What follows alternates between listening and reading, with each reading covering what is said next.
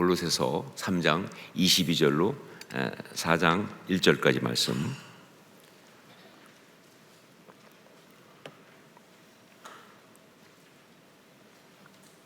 한 절씩 교독하겠습니다. 제가 22절 말씀 먼저 봉독합니다.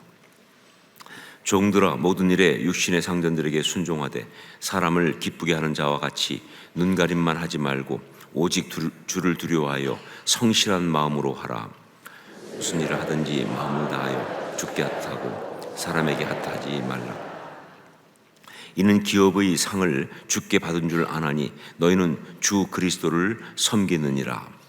불의를 행하는 자는 불의의 보응을 받느니라. 주는 사람을 외모로 취하심이 없느니라. 1절 함께 읽습니다. 상전들아, 의와 공평을 종들에게 베풀지니 너희에게도 하늘의 상전이 계심을 알지어다. 아멘. 역사적으로 볼 때 이건 역사적으로 보는 겁니다. 특히 근대사에서 기독교 국가들은 대개 다 잘 살고요. 그리고 그렇지 기독교 국가가 아닌 그런 나라들은 좀 못 사는 것이 일반적인, 예외는 있어요. 하지만 기독교 국가들은 다 잘 살고, 그리고 기독교 국가가 아닌 거기에는 국가가 아닌 거기에는 이제 그 구교도 들어갑니다. 그러니까 개신교 아닌 구교도 들어가는 거죠. 캐톨릭 국가까지 포함해서 그런 다른 그런 나라들은 못 사는 것이 일반적이에요. 그 왜 그러냐? 무엇 때문에 그러냐? 아마 여러분 많이 들으셨겠지만 기독교의 신앙이, 우리의 신앙이 참 신앙이고, 그러니까 하나님께서 좀 하나님 잘 섬기는 그런 자들에게 복을 주셔서 그래서 잘 살게 된 것이다 라고 하는 것, 들어보셨죠? 그렇죠? 물론 맞는 이야기입니다. 당연히 그러한 부분이 없을 수는 없어요. 그러나 사실은 그런 영적인 부분 말고도요, 정말 중요한 요인이 따로 있습니다. 그것도 맞지만 그러나 그런 영적인 요인 말고 또 중요한 요인이, 더 중요한 요인이 따로 있어요. 그건 뭐냐? 예수 그리스도를 주로 믿고 그리스도인이 되는 그 순간 그 안에 변화가 일어나는데, 그 변화 중에서 삶을 보는 관점이 달라진다는 거예요. 세상을 살아가는 태도와 가치관이 달라진다는 거예요. 이것 때문에 사실은 하나님 복 주셔서 이렇게 단편적으로 말할 것이 아니라, 예수 그리스도를 주로 믿고 이제 그리스도인이 되는 순간 이건 변화의 역사거든요. 신분의 변화부터 다 일어나는데, 그런데 거기에는요 삶을 보는 관점이 달라진다고 하는 것, 그리고 세상을 살아가는 태도와 가치관이 달라진다고 하는 이게 들어가 있다는 것 때문에 그런 거예요. 그리고 바로 이러한 변화를 정말 가장 잘 보여주는 것 중에 하나가 그 유명한 직업 소명론이라고 하는 겁니다. 직업 소명론. 이 직업 소명론이 신앙생활의 핵심으로 제대로 이야기된 것은요 종교 개혁자들에 의해서 그렇습니다. 그전에는 없었어요. 근데 종교 개혁자들에 의해서 이게 제대로 신앙생활의 핵심으로 이야기되기 시작한 거예요. 그러다 보니까 같은 기독교란 말을 쓸 수 있을지 모르겠지만 중세까지는요 그 사회가 못 살았어요. 그래서 지금도 어떤 그런 캐톨릭 국가들 가운데 보면 굉장히 어려운 데가 많습니다. 그런데 바로 이 개신교 개혁이 일어났던 그런 국가들은 그렇게 사회적으로 국가적으로 변화가 일어났다는 거예요. 단지 그냥 계몽주의가 시작돼서 그것만이 아니에요. 훨씬 더 중요한 건 이게 깔려 있습니다. 자, 그런데 왜 이 직업 소명론이 새삼스럽게 종교 개혁자들에 의해서 제시되었는가? 아니, 같은 기독교인데 왜 종교 개혁자들에 의해서 이 직업 소명론이 새삼스럽게 이렇게 제시가 되었는가? 이유가 있어요. 뭐냐면요, 바로 종교 개혁자들의 모토가 뭡니까? 솔라 스크립투라, 오직 성경으로 돌아가자 아닌가? 바로 이것이 성경이 말하는 진리이기 때문에 그런 거예요. 이게 성경의 말씀이기 때문에, 성경이 말하는 진리이기 때문에 그러니까 성경으로 돌아가니까, 성경적으로 말하니까 바로 나올 수밖에 없는 게 뭐냐? 직업 소명론이 나오는 거예요. 너의 직업이 하나님이 너를 부르신 부르심이다라는 거예요. 그 직업이 너에게는 소명이다 라고 하는 그런 이야기예요. 예. 여러분, 종교개혁이라는 게 뭡니까? 결국 뭐예요? 신앙의 본질과 핵심을 회복하는 거 아니에요? 그렇다고 한다면 이 직업 소명론, 바로 그 신앙의 본질과 핵심에 해당하는 것 중에 하나다 하는 것이죠. 신앙인에게서 직업이란 무엇이냐? 제가 새가족 교재를 쓰면서도 거기도 언급을 했는데, 우선 이 직업을 잘 이해하려면 청지기 정신, 청지기 의식이 있어야 돼요. 예, 우리 신앙인들이 직업을 잘 이해하려면 청지기 의식을 갖고 있어야 합니다. 하나님께서 이 세상, 내게 이 세상의 한 부분을 관리하라고 맡기셨다 라고 하는 그거예요.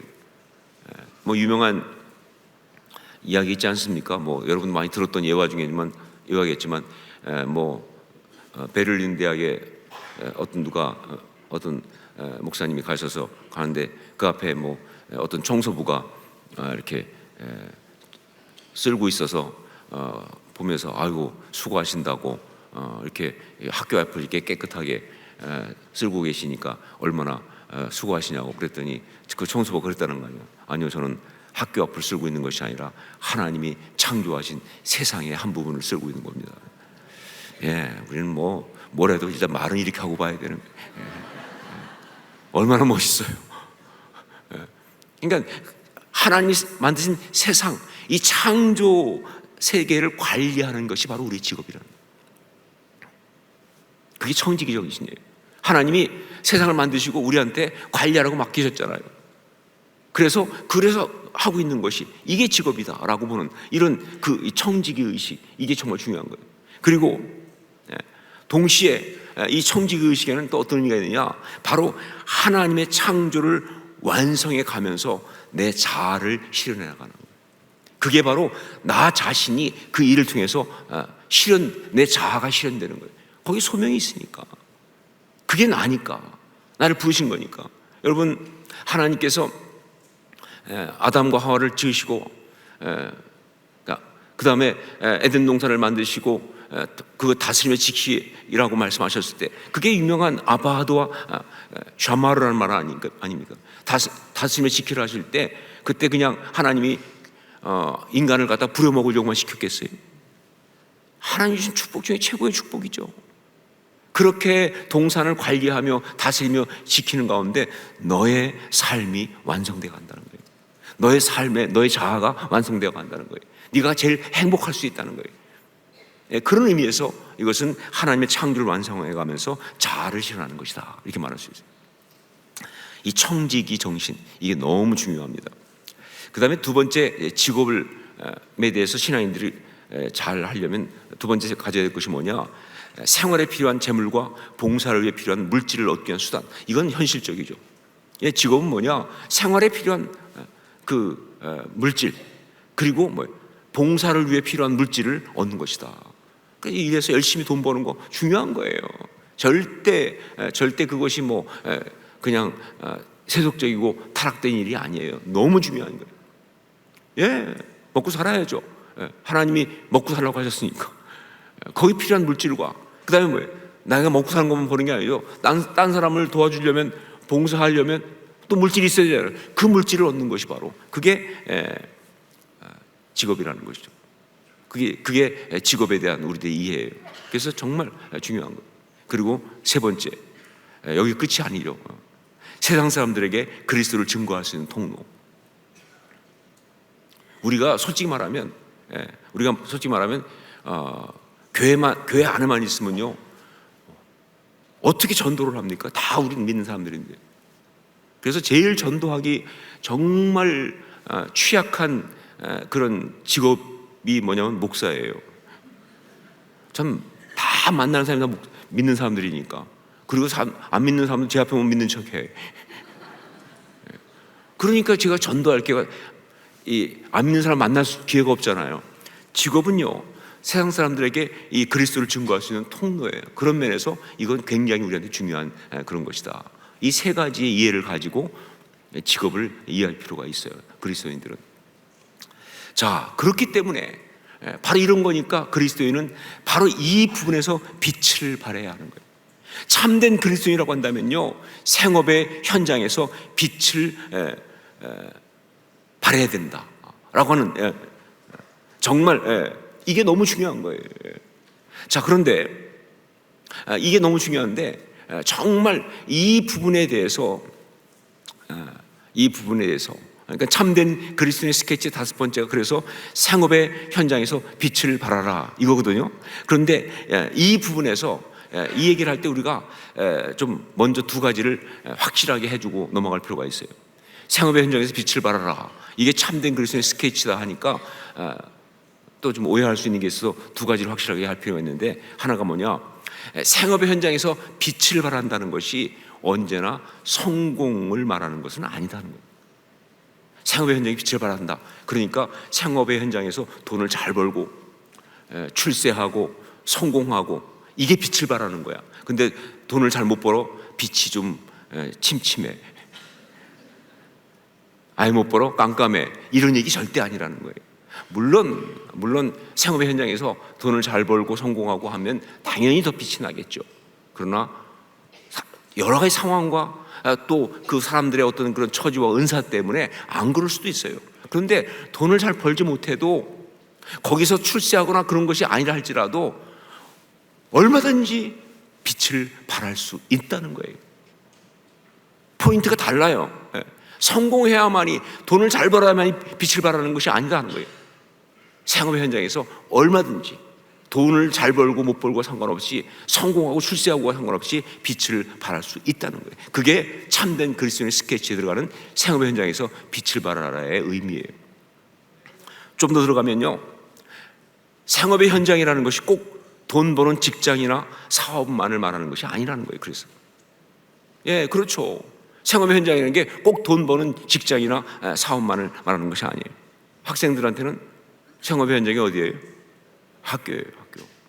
저희 손자한테는 어린이집이 생업의 현장이에요. 그 다음에 가정주부에게는 어디예요? 가정입니다. 그리고 사이사이 친구들 만나서 수다 떠는 현장이 생업의 현장이에요. 남는 시간에. 은퇴한 노인들한테는 생업의 현장이 어디예요? 경로당이에요. 노인복지회관이라든가 얼마든지 그런 자리. 그러니까 우리가 정말 말씀드렸잖아요. 세상을 만나서 그리스도의 복음을 전하시는 곳이니까. 한마디로 삶의 자리라고 말할 수 있을까요? 이런 관점에 삶의 자리를 그 각도에서 보는 거예요. 삶의 자리라고 말할 수 있어요. 그게 바로 생업의 현장이다. 꼭 돈 버는 직장만을 말하는 것이 아니라는 거예요. 자, 그러면 어떻게 하는 것이 생업의 현장에서 빛을 발하는 것인가? 오늘 말씀의 그 종과 상전에 대한 말씀 속에서 그 핵심 메시지를 찾을 수가 있습니다. 우선 제일 중요한 것, 바로 주님이에요. 주님. 생업의 현장에서 빛을 발하기 위해서 정말 중요한 건 주님이라는 단어가 중요합니다. 오늘 말씀 보면요, 계속 그 얘기를 하고 있어요. 22절 보면 오직 주를 두려워하여 그랬어요. 22절에. 그리고 23절은 뭐예요? 죽게 하듯 하고 그랬습니다. 그 다음에 24절 보면요, 이는 기업의 상을 죽게 받은 줄 아나니 너희는 주 그리스도를 섬기느니라 그랬어요. 그 다음에 25절 보니까 주는 사람을 외모로 취하심이 없느니라 그랬어요. 그리고 4장 1절 보면 너희에게도 하늘에 상전이 계심을 알지어다 그랬어요. 네, 생업의 현장이 주님을 떠난 자리가 아니라는 거예요. 주님과 상관없는 자리가 아니라는 거예요. 그래서 정말 제가 수도 없이 강조하고 많은 그런 목사님들이 정말 강조하는 것이 바로 뭐예요? 여러분, 절대로 교회가 우리 주님이 계시는 자리이고, 그러니까 우리는 교회 와서 주님 만나고 예배 끝나면 문 닫고 가면서 주님을 교회 안에 가둬두고 그냥 가는 게 아니다 그 말이에요. 주님이 교회만 계세요. 그리고 여기 딱 예배 끝나고 나면 이제 우리 문 닫고 가면서 여기 계시고 우리는 가서 이제 다음 주 올 때까지는 주님 못 봐. 다음 주에 봐요. 이건 신앙이 아니죠. 이건 신앙이 아니죠. 생업의 현장이 주님 떠난 자리가 아니라, 주님과 상관없는 자리가 아니라 바로 주님이 계신 자리예요. 거기에 주님과 직접 연결된 자리예요. 이 사실이 가장 중요합니다. 이거를 먼저 기억해야 돼요. 생업의 현장은 주님이 계시는 자리고 주님과 연결된 자리라는 사실을. 교회와 똑같이 이 문법적 사고, 교회는 주님이 계시고 교회에 오면 주님 섬기고 나가면 이제 주님과 상관없이 떨어져 나가고 하는 그런 식의 생각을 가장 먼저 버려야 돼요. 이거를 버리는 게 가장 중요해요. 주님, 이게 중요합니다. 자, 그런데 여기서 또 한 가지 중요한 게 뭐냐면요, 생업의 자리가 주님이 계신 자리예요. 우리는 정말 주님의 사람으로 그 자리에 가 있는 거예요. 하지만 주님을 전면에 드러내는 것은 아니다. 주님을 전면에 드러내는 거 아니에요. 오히려 생업의 현장은요, 교회는 주님이 전면에 드러내는 게 맞죠. 그런데 생업의 현장은요, 주님이 전면에 드러나는 것이 아니라 오히려 주님은 뒤에 숨어있는 요인이 되는 것이 훨씬 더 맞을 수 있다는 겁니다. 문맥적으로 봐도 그렇습니다. 우리 23절 다시 한번 같이 읽겠습니다. 23절 같이 읽습니다. 무슨 일을 하든지 마음을 다하여 주께 하듯 하고 사람에게 하듯 하지 말라. 이게 무슨 말입니까? 그렇죠. 하기는 누구에게? 사람에게. 그러나 그 마음가짐은 누구? 주님께. 이거 얘기 아닙니까? 그렇죠? 예. 이 말씀 그 얘기예요. 하기는 사람에게. 그런데 마음가짐은 누구께? 마음은 누구께? 주님께. 이게 딱 맞는 이야기예요. 예. 그러니까 주님을 전면 내세우는 게 아니에요. 하지만 마음 중심은 주님께 하는 거예요. 하지만 하기는 사람에게 하는 거예요. 하여간 여러분, 생업의 현장에서 우리가 그리스도의 빛을 발하기 위해서 가장 피해야 될 것 중에 하나가 뭐냐? 주님 앞세우고 그 주님 이용하지 말라는 거예요. 정말 오래된 얘기지만 제가 예전에 미국에 있으면서 서울의 온누리교회에서 그 플러그인이라고 하는 집회가 있었어요. 그래서 거기에 좀 강사로 와달라서 참석했다가 그 플러그인 집회를 이제 같이 참석하게 됐는데, 그때 온 강사 중에 하나가 이명박 대통령이 왔었어요. 그분이 이제 서울시장 끝나고 이제 나서요. 그러니까 아직 대통령 되기 전이죠. 아시지만 하여간 그분의 평가는 왔다 갔다 하시겠지만 하여간 그 소망교회 장로님이셨잖아요. 그러니까 그래서 근데 그분이 와가지고 그때 강의하는 중에 기억나는 거는 한 가지 딱 그거 기억나더라고요.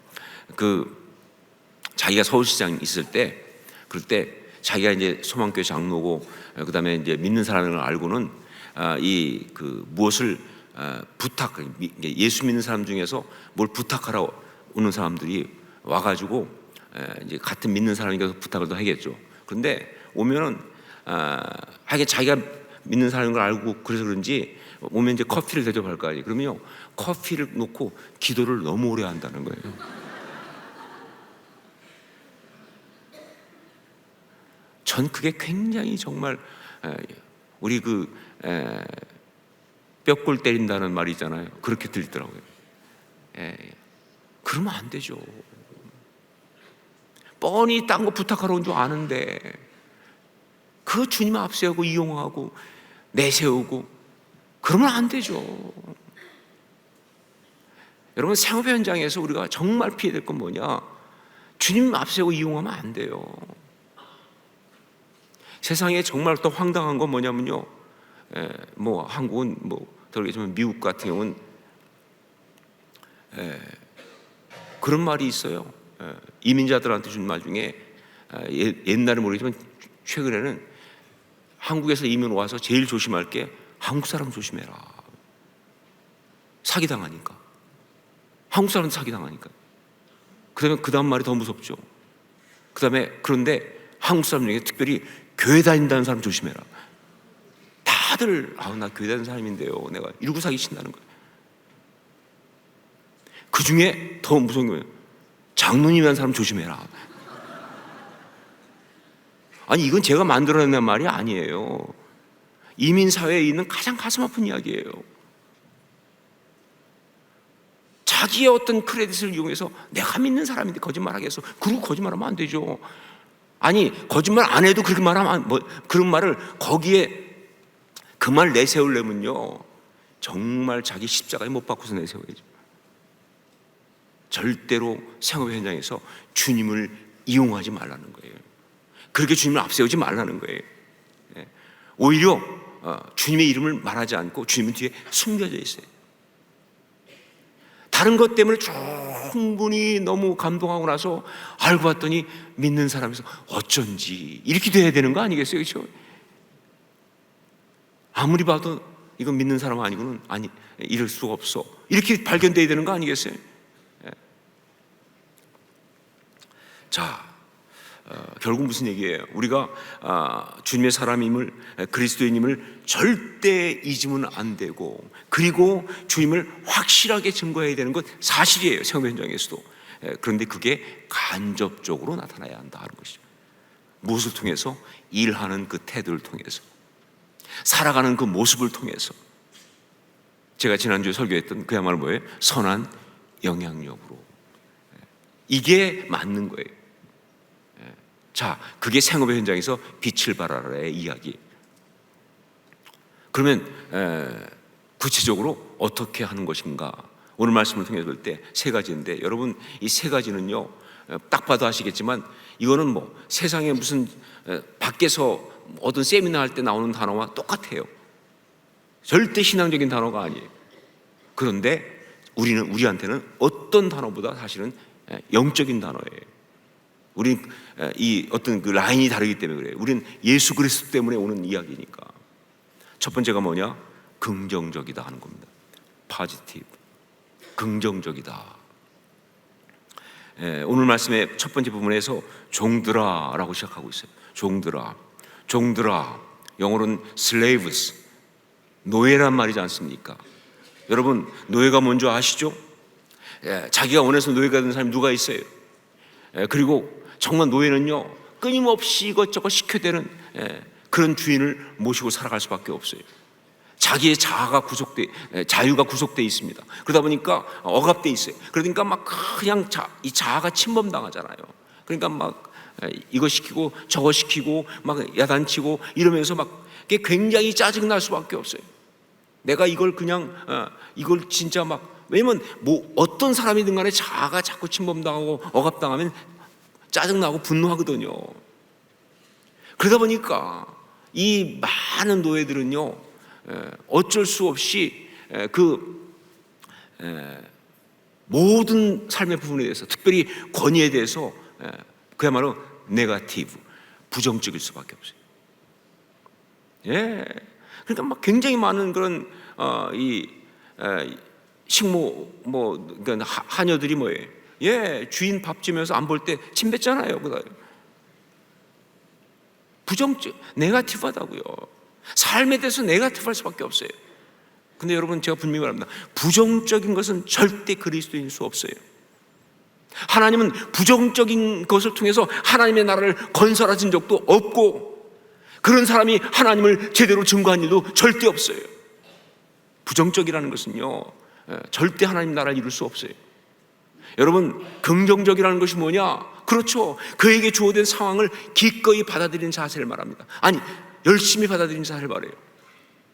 비록 비교적으로 볼 때 정말 힘든 자리일 수 있어요. 박봉이고, 그리고 뭐 부족하고, 남도 지위가 낮고, 혹은 지시받는 자리고, 정말 남들이 볼 때는 하찮아 보이는 그런 일이라 할지라도 그 자리가 주님이 주신 그런 자리로 알아서 열심히, 이게 바로 긍정적이라는 거예요. 생업의 현장에서. 이게 첫 번째 요소예요. 그리스도인은, 참된 그리스도인은 어떤 사람이냐? 긍정적인 사람이다. 생업의 현장에서. 이건 영적인 나라입니다. 그래서 두 번째는 적극적이다 하는 겁니다. 액티브라고 하는 거예요. 적극적이다. 이 노예들한테 있을 그 잘못된 모습을 갖다가 부정적이라고 하는 그런 것을 하나 있다고 한다면, 또 하나 있는 게 바로 뭐냐? 수동적이라는 겁니다. 수동적. 왜냐하면 그냥 남들이 시키니까, 그러니까 수동적으로 할 수밖에 없어요. 시키는 것만 한다 그 말이에요. 더 이상 하지 않는다. 왜냐면 내가 뭐 열심히 하게 해서 난 노예 불과한데, 이게 문제예요. 여러분, 이 수동적이라는 것, 이거는요 절대 마음이 들어가지 않습니다. 마음이 들어가지 않은 것이 바로 수동적인 거예요. 그리고 여러분, 마음이 들어가지 않으면요 어떤 것도 아름다울 수 없어요. 말도 그렇고요, 말도 마음이 안 들어가면 아름답지 않잖아요. 사랑해. 얼마나 막 감동적인 말인데, 여러분 감동 아무도 안 오잖아요, 그렇죠? 지금 제가 마음 안 집어넣고 말했거든요. 마음 안 들어가면 절대로 감동이 없어요. 그 마음이 안 들어가면 아름답지, 말도 아름답지 않아요. 행동도 마찬가지입니다. 그러니까 이 마음이 안 들어, 수동적인 것은 그래서 아름답지도 않고 감동적이지도 않아요. 제가 유튜브에서 아주 즐겨보는 영상 중에 하나가 육상 경기하는 거예요. 달리기 하는 거. 그거 재밌어요. 근데 저만 그런 것이 아니라 이번에 여행하면서 같이 보니까 제 아내도 육상 경기 보는 걸 굉장히 좋아하더라고요. 근데 저는 처음에 되게 의외였어요. 왜냐하면 제 아내는 100m를 22초에 뛰거든요. 그게 공식 기록이에요, 고등학교 때. 100m를 22초에 뛰는 사람이 육상을 좋아할 리가 있나. 근데 의외로 자기는 22초에 뛰지만 육상을 보는 걸 좋아해. 그래서 의외였는데 알고 보니까 그 육상 경기를 좋아하는 이유가 제가 좋아하는 것과 똑같은 이유더라고요. 다른 게 아니에요. 뭐냐면 그 육상 경기에 나와서 사람이 달리는 모습을 보면요, 온 힘을 다해서 열심히 달리니까 그게 아름다운 거예요. 여러분, 영상 보면 영상도 잘 잡아서 막 나중에 슬로우 비디오로 보여주잖아요, 그렇죠? 얼마나 정말 전력을 다하죠. 그 모습이 그렇게 아름다울 수 없는 거예요. 그리고 그 모습을 보는 것만 봐도 뭐예요? 에너지가 막 생기니까. 자, 그런데 여러분 한번 생각해 보세요. 그들은 왜 그렇게 열심히 달릴까요? 아니, 육상 경기 하는 사람들은 왜 그렇게 열심히 달립니까? 어떻게 그렇게 최선을 다해서 달릴 수가 있을까요? 이유는 하나, 바로 뭐가 있으니까?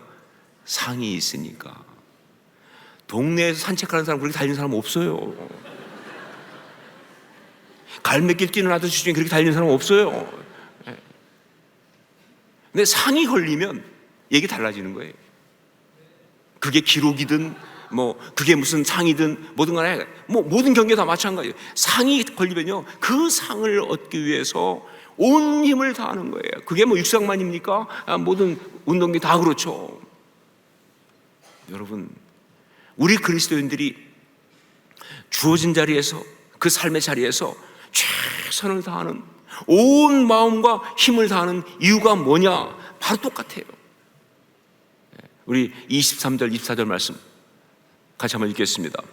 무슨 일을 하든지 마음을 다하여 주께 하듯 하고 사람에게 하듯 하지 말라. 이는 기업의 상을 주께 받은 줄 아나니 너희는 주 그리스도를 섬기느니라. 무엇 때문에? 상 때문에. 여러분, 사실 이 상에 대한 부분을 좀 정리할 필요가 있는데, 막 상 받는다 막 그런데 우리 그냥 거기까지 생각하지 구체적으로 생각을 하지 않다 보니까 좀 이게 좀 이해가 어렵다는 걸 잘 모르시는 것 같아요. 많은 경우 그래요. 천국 가서 멸류관을 받는다. 저는 가끔 생각해요. 그 멸류관 받아서 뭐가 좋지? 여긴 뭐라도 천국에서 고개만 아프지 않겠어요? 계속 쓰고 다니고 거기다 보석까지 단대. 저는 원래 그런 걸 싫어하니까 그런지 모르겠지만 괜히 피곤할 것 같은데 그게 그 의미가 있을까? 그래서 옛날 부흥사들이 그랬잖아요. 전도 많이 하면 보석을 막 달고 막. 근데 전도 한 번도 못하는 사람은 개털 모자 쓴다 막. 그게 무슨 차이? 개털 모자면 어때? 모피야, 모피. 어떤 경우는 막 또 높은 거예요. 10고을 권세, 1000고을 권세 막 이렇게 높은 곳에 자리 준다. 근데 솔직히 문자적으로 그걸 받아들일 수 없어요. 왜냐면요, 천국에서 높은 곳이 있다는 것은 그게 천국이에요. 천국은 높낮이가 없어요. 천국 아니에요, 그렇죠? 어떤 사람은 그래요. 그러면 나 천국 안 간다. 뭐. 여기서도 맨날 밑에 있었는데 천국 가서도 밑에 있으라고 그러면 차라리 평등한 지옥 가지. 거긴 다 평등하잖아요. 사실 그건 문자적으로 받아들이기 좀 어려운 이야기예요. 무슨 멸류관을 받는다든가 뭐 상급을 얻는다든가 그걸 뭐 어떤 높은 자리를 얻는다든가 뭐 열골 권세 뭐 이런 이야기는 그냥 이 땅의 표현으로 하는 것뿐이지 그걸 그대로 문자적으로 받을 수는 없다. 그럼 뭐냐? 몰라요. 천국은 왜냐면 여기서 우리가 이 세상의 언어로는 이해할 수 없는 영역이 천국이니까. 그야말로 어떤 그 디멘션이 달라요. 이 차원이 다르기 때문에 여기에 언어 갖고는 천국을 말할 수가 없어요. 그러니까 막 성경에 나오는 천국에 대한 얘기 보면 그냥 다 막 이 땅에 보석 막 진주문 막 뭐 12문 막 이런 게 나오잖아요. 그렇죠? 그런 왜 저렇게 쓰느냐? 하여간 이 땅의 언어 중에 제일 좋은 거 쓰려니까 쓰는 거지 그게 진짜여서는 아니죠. 그러니까 사실 좀 천국에 대해서 특히 상급에 대해서 이해하기 어렵습니다. 이건 뭐 제가 공부를 더 한다고 해서 알 수 있는 게 아니에요. 그냥 한마디로 말하면 가보면 안다. 가보면 안다. 그런데 성경이 말하는 거 분명한 것들이 한 가지가 있어요. 뭐냐? 상은 있다는 거예요. 이건 분명합니다. 그게 뭔지 모르겠지만 상은 있다는 거예요. 그리고 두 번째, 그것이 정말 우리를 행복하고 아름답게 하는 것일 것이다. 뭐 비교되고 어떤 그건 모르겠어요. 그러나 그 상이 우리를 정말 행복하고 아름답게 하는 것일 것이다. 절대 받아도 그만 안 받아도 그만 그런 건 아니에요. 정말 우리가 꼭 받아야 될 너무 사모하는 그런 것인 건 분명하다. 뭐냐? 몰라요. 이 땅에서는요. 그리고 또 하나, 그 상은 지금 여기서 우리가 살아간 삶의 이야기의 반영일 것이다. 그냥 아무나 뭐 그냥 주는 것이 아니라 그게 상이라고 한다면 이 땅을 살아간 삶의 이야기가 반영된 그런 것일 것이다. 이건 또 분명한 얘기예요. 우리의 선행, 우리의 순종, 우리의 신앙적인 그런 삶의 이야기의 열매일 것이다. 바로 그 상을 위해서 우리는 살아야 한다는 겁니다. 어떻게? 열심히, 적극적으로 말이죠. 최선을 다해서 달리기 위해서 달려가는 사람처럼 말이죠. 그래서 사도 바울도 계속 달려간다고 얘기하잖아요. 부름의 상을 위하여 달려가느란 말이죠. 이게 맞는 거예요. 신앙인은 삶의 자리에서 그렇게 살아간다. 세 번째, 긍정적이고 적극적이고, 세 번째 뭐냐? 진실되다 하는 겁니다. faithful이라고 하는, 진실되다라는. 말씀드렸죠? 신앙적 단어 하나도 없다고. 그러나 어떤 것보다 영적 단어죠. 22절 함께 읽도록 하겠습니다. 22절 같이 읽습니다. 종들아, 모든 일에 육신의 상등들에게 순종하되 사람을 기쁘게 하는 자와 같이 눈가림만 하지 말고 오직 주를 두려워하여 성실한 마음으로 하라. 여기 보면 두려워하여라는 말이 나옵니다. 이게 두려워한다는 게 참 어떤 때는 되게 부정적 단어예요. 두려워하는 것이니까 두려움 뭐 이런 것. 하지만 어떤 때는 굉장히 아주 좋은 단어예요. 특히 하나님 앞에 서서 하나님 향해 갖는 그 마음을, 가장 귀한 마음을 말할 때 이 두려움도 말해요. 두려움. 그러니까 이거는 그 하나님 앞에 서 있는 그 신실성을 말하는 거예요. 그런 단어입니다. 하나님이 지금 보고 계시니까, 하나님 앞이니까 함부로 말하지 않습니다. 대충 말하지 않습니다. 멋대로 행하지 않습니다. 누굴 생각해서? 하나님 생각해서. 하나님 앞이니까. 이게 두려워해요라는 의미에 쓰이는 거예요. 경외한단 말이 거기서 나오죠. 그래서 오늘 말씀 보니까 주를 두려워하여 성실한 마음으로 이렇게 가지 않습니까? 주를 두려워하여 성실한 마음으로. 여러분, 진실되다고 하는 것은요, 신실하다고 하는 것은요, 모든 그리스도인의 절대 타협할 수 없는 모습이에요. 뭐 스타일은 달라요. 뭐 좀 껄렁껄렁한 분도 있고, 굉장히 또 막 그냥 딱 보는 순간 그냥 진실 겸손 막 딱 떨어지게 생긴 사람도 있어요. 말도 막 그냥 그렇게 어떤 사람은 그냥 말하는 자체가 진짜인지 가짜인지 알 수 없게 막 말하는 것처럼 보일 수 있어요. 사람마다 스타일이 달라요. 그러나 진실되다고 하는 것은, 신실하다고 하는 것은요, 타협할 수 있는 가치가 아니에요. 어떤 스타일이든 간에 그건 분명해야 한다. 그건 그리스도인의 아주 본질적인 모습이에요. 왜냐하면요, 그리스도인은 누구냐? 누가 보든 안 보든 그는 언제나 주님 앞에 서 있는 사람이기 때문에. 예, 누가 보든 안 보든 그는 언제나 주님 앞에 서 있는 사람이기 때문에.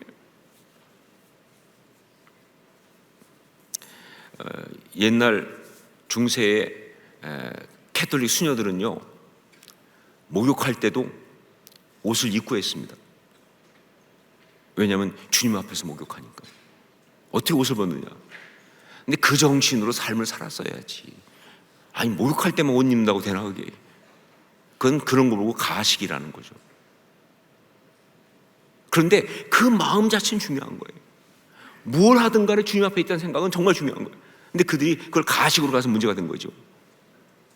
여러분, 정말 모든 순간 언제나 우리는 살아계신 주님 앞에 있기 때문에, 그리고 상황에 따라 왔다 갔다 하는 것이 아닌 어떤 상황에도 동일한, 어떤 이야기 속 앞에 흔들리지 않는 절대적 기준, 바로 진리 앞에 서 있기 때문에, 그러니까 우리는 진실할 수밖에 없다는 거죠. 예. 그래서 나온 유명한 말이 아닌 것은 아니다 하는 거니까요. 여기 상전에 대한 이야기도 똑같습니다. 예, 상전, 자기 마음대로 할 수 있으니까 상전 아니겠어요? 자기 마음대로 휘두를 수 있는 권력을 갖고 있으니까 상전 아니겠어요? 하지만 그래도 뭐예요?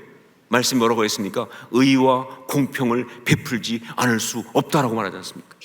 네가 상전이지만 의와 공평을 베풀어야 한다. 왜? 네가 그리스도인이니까. 왜? 너한테는 하늘의 상전이 계시니까. 이게 바로 그리스도인의 모습이다. 진실되다. 참된 그리스도인 스케치 5번째, 생업의 현장에서 빛을 발하라. 이게 얼마나 중요한지는 지난주 설교하면서 선한 영향력으로라고 해서 많이 말씀드렸어요. 이건요, 하나님 나라 확장과 절대적으로 연결되어 있어요. 그래서 정말 중요한 겁니다. 여러분이 참된 그리스도인이라고 한다면 생업의 현장에서, 삶의 자리에서 빛을 발하십시오. 자, 우리 한번 같이 기도하겠습니다.